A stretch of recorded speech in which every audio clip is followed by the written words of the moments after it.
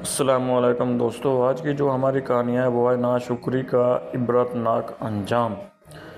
6 لاکھ بنی اسرائیل کے افراد کے ساتھ میدان طیہ میں مقیم تھے تو اللہ تعالیٰ نے ان لوگوں کے کھانے کے لیے آسمان سے 2 کھانے اتارے۔ ایک کا نام من اور دوسرے کا نام سلوا تھا۔ من بالکل سفید شہد کی طرح ایک حلوہ تھا یا سفید رنگ کی شہد ہی تھی جو روزانہ آسمان سے بارش کی طرح برستی تھی، اور سلوا پکی ہوئی بٹیریں تھیں جو دکنی ہوا کے ساتھ آسمان سے نازل ہوا کرتی تھیں۔ اللہ تعالیٰ نے بنی اسرائیل پر اپنی نعمتوں کا شمار کراتے ہوئے قرآن مجید میں ارشاد فرمایا کہ جو اس کا ترجمہ ہے وہ یہ ہے، اور تم پر من سلوا اتارا۔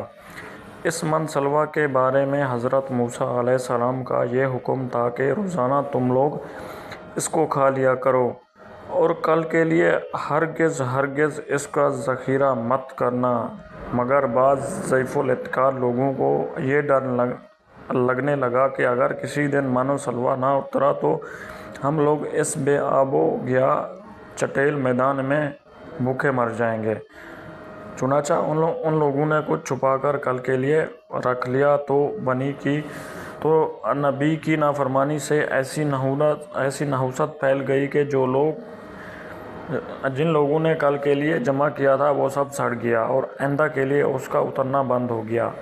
اسی لیے حضور اکرم صلی اللہ علیہ وآلہ وسلم نے ارشاد فرمایا کہ نہ ہوتے تو کھانا کبھی خراب نہ ہوتا اور نہ گوشت سڑتا۔ کھانے کا خراب ہونا اور گوشت کا سڑنا اسی طریق سے شروع ہوا، ورنہ اس سے پہلے نہ کھانا بگڑتا تھا نہ گوشت سڑتا تھا۔